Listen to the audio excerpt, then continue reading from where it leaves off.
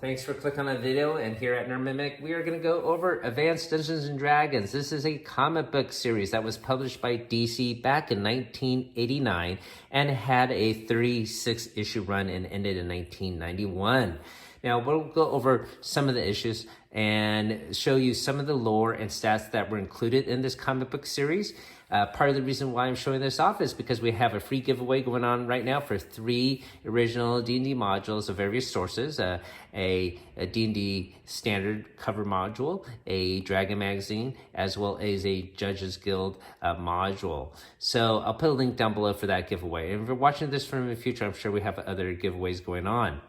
Most of the art in this series is done by Jan Duursema, which I knew of her artwork from doing Warlord, which is another DC comic series that's sort of sorcery based. However, the main character is actually a United States Air Force pilot that gets stuck in an underground world that's reminiscent of the Hollow World, I suppose, of D&D campaigns. So that's a pretty interesting series as well. On the cover here, we can see some of the main characters in this series. We got a dwarf, a centaur, a elf wizard, and a fighter. This here is a paladin, but he's only in the first story arc, and I think he ends up being in the Forgotten Realms comic book series later. There will be another main character in the series, and his name is Karn, and he is more of a thief class. Now, let me get this premiere issue out of the wrap, and I'm not going to go over the story. I just want to show you some of the lore and stats that are included within these comics. So we'll flip it open, and you can get a sense of the art style here. But let's get to the very back of the book here. And here we can see some lore. We got information about the Guardsmen of Waterdeep. We got a description of a magic item. Here's Staff of Withering, which is actually a real D&D magic item in the Oriental Adventures module series. And we also have a stat block for the Paladin here. And it has his THAC0 stats and his backstory. So let's flip to the next page here. And there is also a description of the TSR campaign worlds and games written by Jim Ward, who is, of course, a TSR veteran who unfortunately passed away last month.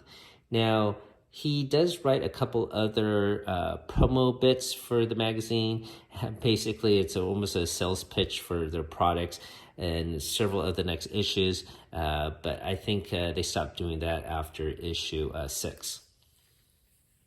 This is issue number 2, and I'm going to show you some of the D&D information in the back. And I should also point out that this is all first edition information.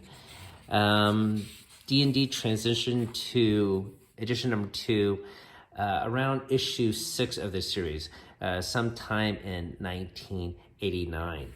So this is still first edition rules and stats. So here we have a Greater Basilisk stat block. We have a stat block for one of the main characters in the series, the fighter, and we have another magic item, the Lockstone. So this is all really cool information. It was really great to have this as an additional source for D&D information besides Dragon magazine, and I'm sure it really lent to its popularity when this magazine first came out. This is issue number 3, and we'll turn it to the back and look at the stat blocks that are included in this comic. And here, it's actually written by Jeff Grubb, and he is, of course, a TSR veteran. So we got the dwarf character stat block here, and we actually have a stat block for the Monster Zoo, which is the main villain in this comic book series. On the opposing page is another promo piece written by Jim Ward here. Next issue I want to show off is number 4 here. This is unique as it has the only map in the entire run of the series. This issue 4 ends the main story arc, and I suppose they put the map there to show the dungeon that they were going through. So let's get to the back of the book here. And right here, you can see This is the Caverns of Zoo, and that is the main villain they are fighting. And you can see some of the descriptions of the terrain here. There's even a key. So that's pretty cool. And you can see they start here at the top and end up here.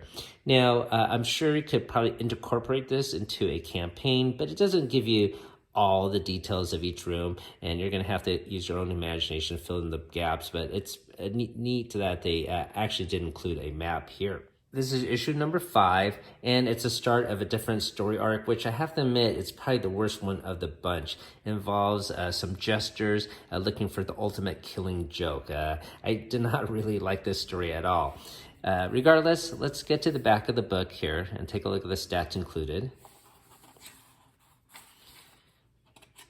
And this comic has the stat block for the magic user.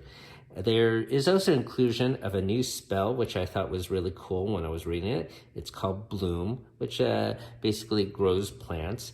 And you can see some of the description of the spell and how it was used in the comic here. I don't think there's anything on the opposing page. Oh, yeah, there are.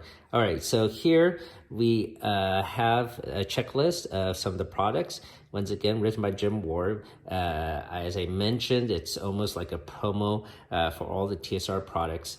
And over here, we have some more stat blocks for a new creature, Fant, which is the jester that is concluded in the story here, and some more lore about the Waterdeep and the City of the Dead. Right, and so that would be the end of information. So this issue actually has a lot of D&D information. I don't want you to think that this is actually commonplace in the entire run. Unfortunately, it is not.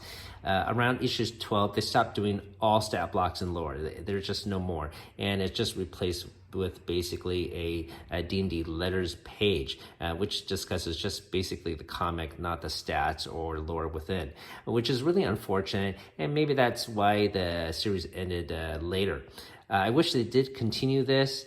I'm not sure how much D&D information are in the other comics. TSR with DC came out with a Forgotten Realms comic book series, which the Paladin was one of the main characters and transferred over there. And there was also a Spelljammer series, and there was actually a series preceding this one, which is a Dragonlance series. I never really read the others, as I just gravitated to this one because of the title, I suppose. And when I picked it up, I did see all the stats here. So I don't think the others had as much stats. If they did, I probably would have picked it up. But this issue probably has the most of all of them. So this is a cool thing to see. But once again, they do not do this anymore. And this is the only issue with the most stat blocks and D&D lore. This is issue number 6, and this continues the Jester story. So in the back here is a bit of lore written by Jeff Grubb about the Musicians Guild. So here it is. But there's no stat block within this issue. This is issue number 7, and it does have a stat block for this giant creature here, a colossal skeleton. And it is the beginning of introduction of addition to a rule set. Here is the stats for the Skeletal Colossus. But also here on the designer note, the following monster statistics are presented in the format of AD&D 2nd edition. So all additional information I'm going to show after this is all going to conform with 2nd edition. No more 1st edition, which of course my favorite. There is also a lot of lore here in this issue about Castle Waterdeep, so you can see that there. And I believe that's it for this issue. This is issue number 8, and this has a stat block for the new thief character that is introduced into the series, Connor. And stats are, he is a level 7 thief, as most of the characters in this series are. This also has some lore about the clerics of Waterdeep. And this also has a cool advertising for the Dungeon board game. This is issue number 9, and it's notable for several reasons. First of all, this story arc of 4 issues is written by Jeff Grubb, but also, I think it's also the best story. It involves the Lords of Waterdeep and also the Beholder Xanderthal. And so obviously this entire series takes place in Forgotten Realms, if I neglected to mention that already. So let's take a look at this issue and get to the stats in the back here.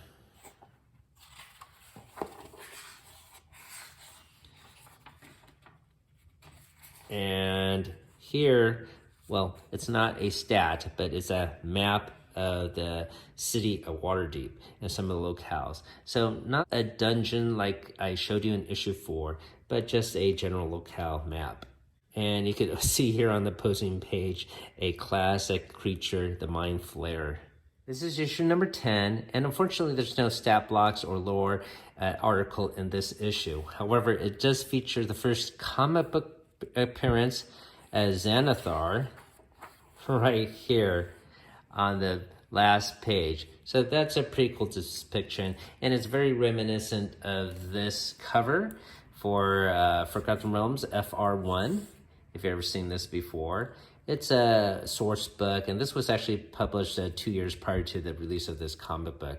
Anyways, it has the same lazy eye there, and it has some drought assistance, as you can see here. But in this issue, there's also a Mind Flayer that is helping them out. This is issue number 11, and this features finally the stat block for the Centaur hero in the comic book series.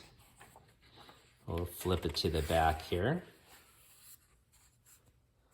And besides the Centaur, it also has stat blocks for Xandathar. So that's really cool to see in a comic book series. This is issue number 12, and this is the end of Jeff Grubb's story involving Xanathar, but also is the last bit of stat block and lore within the entire run, which is unfortunate. But let's check out the last thing they wrote. And it's gonna be some lore here, talking about the Lords of Waterdeep. Now, this is actually not written by Jeff Grubb himself. The article is written by someone else, but it is the last bit of lore. I'm going to quickly flip through the other covers so you can check out the other issues here. However, I showcased the more important issues already. And as I mentioned, there's no more D&D stats or lore that are written separately in articles, starting with issue 13. If you ever pick up this series, probably the best issues would be number 8 through 12, as it has the best story arc written by Jeff Grubb. But otherwise, it's sort of an average comic book story with your standard heroes and antics here. This here, it's colored to be a red dragon, but actually it's a silver dragon within the story. And here is a one-shot story involving lawyers, which is sort of funny. This is a different story arc called Scavengers, involving the Centaurs. Here is a story arc involving the magic user. And getting towards the end of the run here, which is going to focus on the dwarf character here.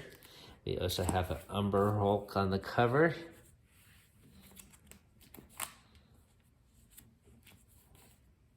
And this would be the last story arc, Rights and Wrong. And the very last issue. Now, there was a single annual released with this series. And this is it here. So thanks for watching this video as I reminisce about these old AD&D comics.